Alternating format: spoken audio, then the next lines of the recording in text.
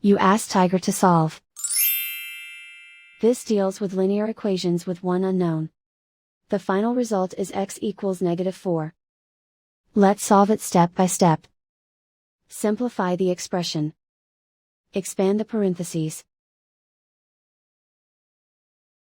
Multiply the coefficients. Simplify the arithmetic. Group all constants on the right side of the equation. Subtract 15 from both sides.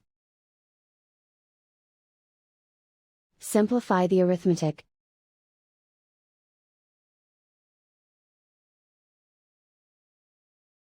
Isolate the x. Divide both sides by -21. Cancel out the negatives. Simplify the fraction. Move the negative sign from the denominator to the numerator. Find the greatest common factor of the numerator and denominator. Factor out and cancel the greatest common factor. And so the final result is x equals -4.